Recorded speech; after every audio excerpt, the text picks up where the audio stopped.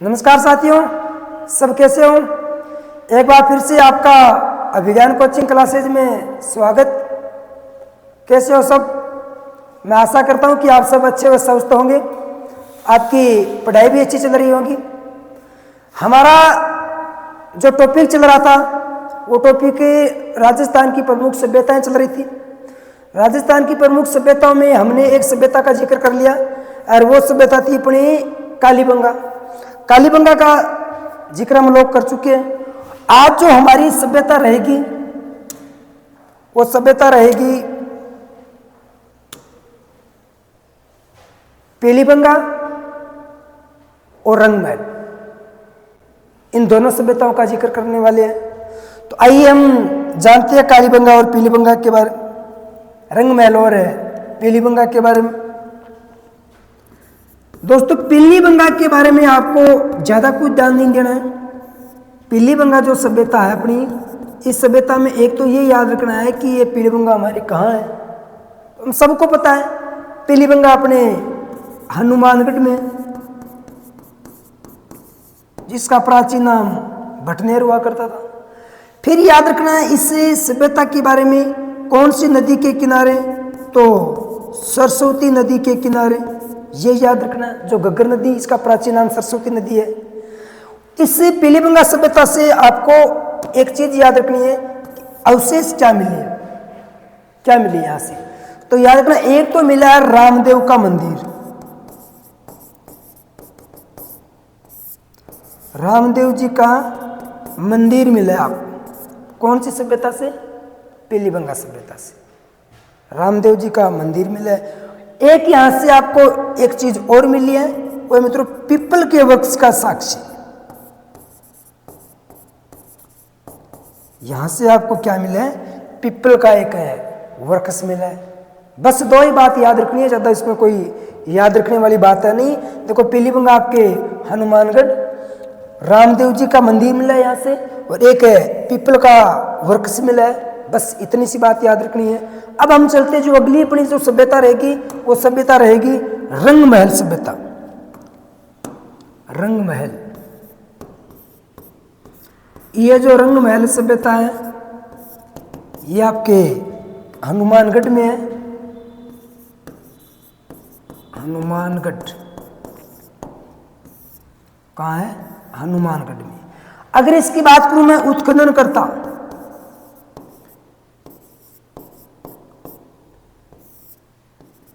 करता, तो याद रखना इनका जो नाम था वो था डॉक्टर हनारिड। रंगमहल सभ्यता के जो उत्खनन करता थे वो थे डॉक्टर हनारिड। इन्होंने 1952 से 1954 के मध्य इसका क्या किया था?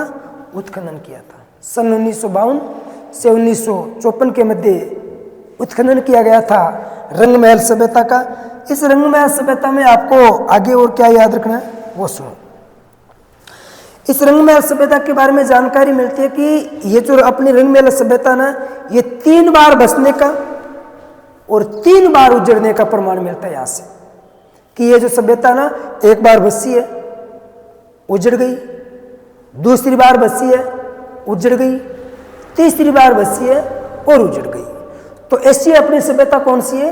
रंगमहल सभ्यता है। यानी 3 बार बसने और 3 बार उजड़ने का जो प्रमाण मिलता है हमें, वो अपनी रंगमहल सभ्यता से मिलता है। तो इसमें हम नोट कर सकते हैं और नोट कर लेंगे भी। देखो, इस सभ्यता को 3 बार बसने व 3 बार उजड़ने का प्रमाण मिलता है।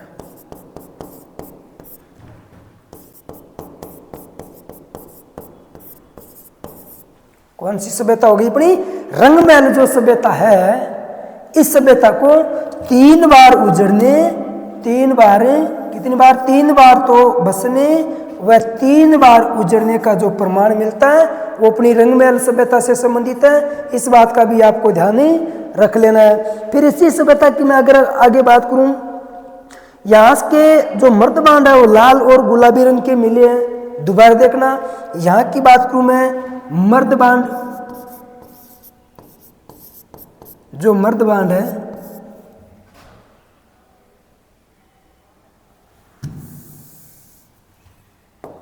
यहाँ के जो मर्दबांड मिले, मर्दबांड लाल और गुलाबी रंग के मिले हैं। दोबारा देखना इसे कि यहाँ के जो मर्दबांड मिले आपको, ये एक तो मिला आपको कौन सा, लाल, यहां से याद रखना आपको मर्दबांड मिला है, एक तो मिला है आपको मेरे बच्चों लाल, और जो दूसरा मिला है वो दूसरा मिला है आपको यहां से गुलाबी। तो लाल और गुलाबी जो मर्दबांड मिले हैं वो कौन सी सभ्यता से मिले हैं, आपको रंगमहल की सभ्यता से मिले। इतनी बात हो रही, इसमें नोट कर लेना आप। 3 बार बसने और 3 बार उजड़ने का प्रमाण जो मिलता है वो अपनी रंगमहल की सभ्यता से मिलते हैं, और मर्दबांड जो मिले लाल और गुलाबी रंग के मिले। यहीं से आपको याद रखना है सिंधु सभ्यता के अवशेष मिले कौन सी सभ्यता से, रंगमहल सभ्यता से आपको याद रखना है। यहां से सिंधु सभ्यता के अवशेष,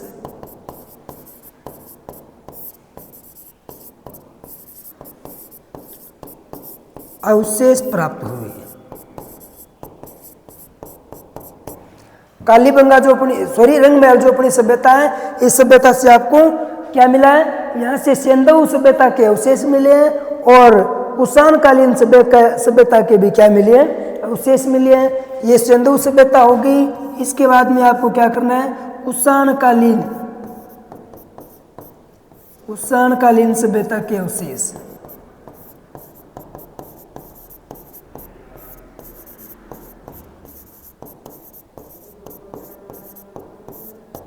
कुषाण कालीन सभ्यता के भी अवशेष आपको यहाँ से प्राप्त हुए। कौन सी सभ्यता से, तो आपको रंगमहल की सभ्यता से हुए।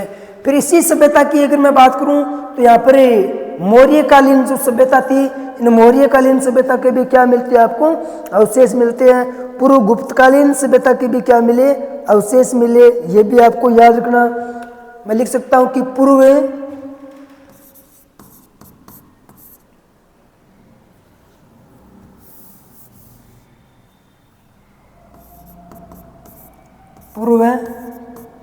गुप्तकालीन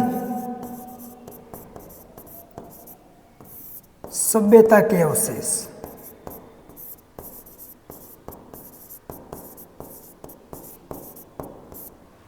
ये भी आपको रंगमहल की सभ्यता से मिले हैं। यहाँ के मर्दबांड लाल और गुलाबी मिले हैं। यहाँ से सिंधु सभ्यता के अवशेष मिले, कुषाण कालीन सभ्यता के अवशेष मिले, पूर्व गुप्तकालीन सभ्यता के अवशेष मिले आपको इस रंगमहल की सभ्यता से। यहीं पर आपको याद ये रखना है कि जो रंगमहल है ना, ये अपना रंगमहल मित्रों, एक क्षेत्र पर था अपना गंगानगर, सरी गंगानगर, और एक अपना जो हनुमानगढ़ वाला क्षेत्र है। ये जो क्षेत्र ना, इन दोनों को मिलाए बाद में ये जो क्षेत्र है, ये क्षेत्र कहलाता था योध्य क्षेत्र। कौन सा क्षेत्र कहलाता था, योध्य क्षेत्र। यानी गंगानगर और हनुमानगढ़ का जो क्षेत्र था वो क्षेत्र कहलाता था योध्य क्षेत्र।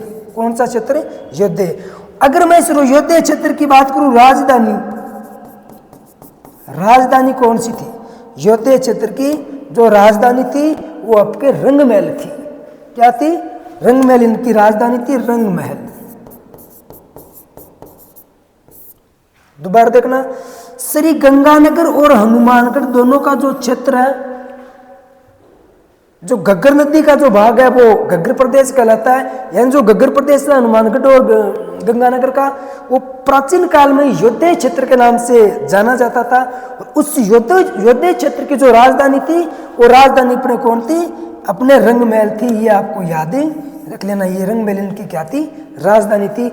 बड़ी इंपॉर्टेंट बात है, याद रखना इस सभ्यता के बारे में। फिर इसी सभ्यता की अगर मैं बात करूं तो मित्रों, यहाँ का जो मुख्य भोजन हुआ करता था, देखो मुख्य जो भोजन था ना, मुख्य भोजन, इनका जो भोजन हुआ करता था वो था मित्रों चावल। क्या था? चावल।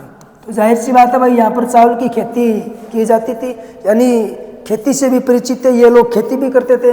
वैसे हमने कालीबंगा सभ्यता पहले देख रखी है तो उनमें आपको जानकारी मिलती है। फिर याद रखना मित्रों, मूर्तियों पर गांधार शैली की छाप मिली है, ये भी आपको याद रखना है। यहाँ से आपको मूर्ति प्राप्त हुई है, यहाँ से आपको क्या हुई है? मूर्ति प्राप्त हुई है।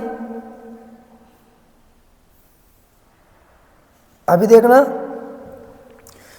इसमें लिख सकते हैं कि यहाँ की मूर्तियों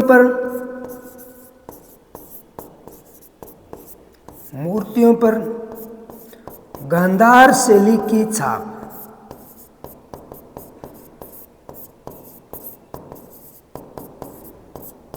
याद रखना, यहाँ की मूर्तियों पर आपको क्या मिलती है? गांधार शैली की छाप मिलती है रंग महल की मूर्तियों पर।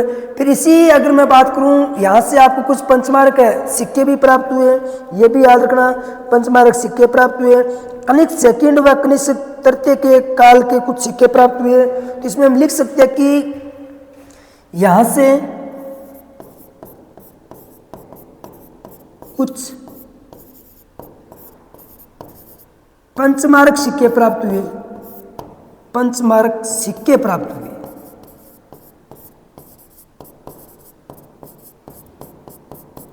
अब पंचमार्क का मतलब यहां से ही है, ये जो पंचमार्क शब्द है ना, ये पंचमार्क का मतलब है कि जो सिक्का था ना, उस सिक्के पर 5 चित्र बनाए हुए होते थे, 5 चिन्ह हुआ करते थे, इसलिए पंचमार्क। तो यहां से कुछ आपको पंचमार्क सिक्के प्राप्त हुए रंग महल की सभ्यता से। फिर दोबारा यहाँ ध्यान देना, इसी सभ्यता की मैं बात करूं तो कनिष्क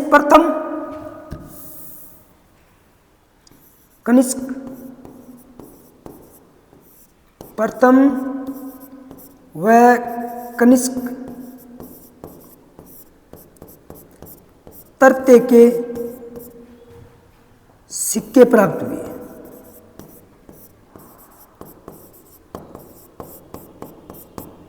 कौन सी सभ्यता से?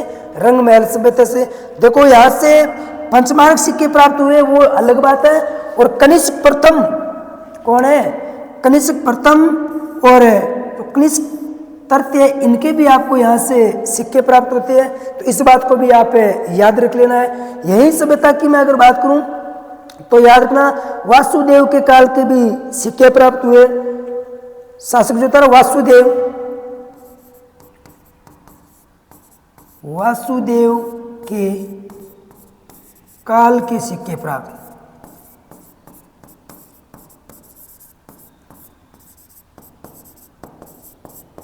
सिक्के प्राप्त हुए। दोबारा देखना, वासुदेव के जो काल के जो सिक्के प्राप्त हुए वो आपको कहां से हुए? वो रंग महल की सभ्यता से हुए। अगर इनकी मैं बात करूं, सभ्यता का काल क्या माना जाता है, इनका जो समय था वो जो समय माना जाता है, वो समय माना जाता है मेरे बच्चों यहाँ से 1000 ईसा पूर्व से 300 ईसा पूर्व। मैं यहाँ लिख दूंगा समय, टाइम, काल। इनका जो काल माना जाता है वो 1000 BC 300 BC, 1000 ईसा पूर्व से लेकर 300 ईसा पूर्व तक का जो समय था वो समय किसका था? रंग महल सभ्यता का था। एक बार फिर दोबारा देखना, रंग महल जो सभ्यता है ये हनुमानगढ़ में स्थित है। उत्खनन करता इसका था डॉक्टर हनारिट। 1952 से 54 के बीच में इसका उत्खनन किया गया था। इसी सभ्यता का अगर हम जिक्र करें तो इस सभ्यता के बारे में जानकारी मिलती है कि 3 बार तो उसको बसने का प्रमाण मिला है, और 3 बार ही क्या मिले है? उजड़ने का प्रमाण मिला है। बसी, उजड़ गई, दोबारा बसी, उजड़ गई, बसी और उजड़ गई। फिर इन्हीं सभ्यता की बात करूं कि यहाँ के जो मर्दबांड है, मर्दबांड का मतलब है मिट्टी के बर्तन। चलो लिख देता हूं, मिट्टी के बर्तन। और जो मिट्टी के जो बर्तन थे उनका जो रंग था वो एक तो था लाल और एक था गुलाबी, ये ध्यान रखना है। यहाँ से सिंधु सभ्यता के आपको अवशेष मिलेंगे, कुषाण कालीन सभ्यता को आपके अवशेष मिलेंगे, ये भी याद रखना है। पूर्व गुप्तकालीन सभ्यता के भी आपको अवशेष मिलेंगे। अब रही योध्य क्षेत्र, तो योध्य जो क्षेत्र हुआ करता था वो श्री गंगानगर और हनुमानगढ़ का जो दोनों का जो क्षेत्र कहलाता था वो था योध्य क्षेत्र। इस योध्य क्षेत्र की जो राजधानी हुआ करती थी वो रंगमहल हुआ करती थी। यहाँ की मूर्तियों पर गांधार शैली की क्या मिली है, छाप मिली है। यहाँ से 5 निशान वाले यानी पंचमार्क सिक्के प्राप्त हुए हैं। इसी सभ्यता की बात करो कनिष्क प्रथम और कनिष्क तृतीय के क्या मिली आपको, सिक्के मिली है, याद रखना। वासुदेव के काल के भी आपको सिक्के मिलेंगे। कौन सी सभ्यता से, रंगमहल की सभ्यता से। अगर इनका समय व काल मान लो, समय मान लो, जो टाइम है इनका वो 1000 ईसा पूर्व से 300 ईसा पूर्व माना जाता है। तो ये थी अपने रंगमहल की सभ्यता। अब इसके बाद में हमने कल जिक्र किया था श्री गंगानगर की सभ्यता।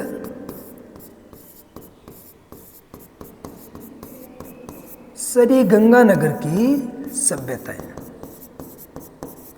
तो श्री गंगानगर की सभ्यताओं से हमने क्या जाना, एक आपकी सभ्यता मैंने बताई अनूपगढ़, एक सभ्यता बताई डेरा, एक सभ्यता चक 84,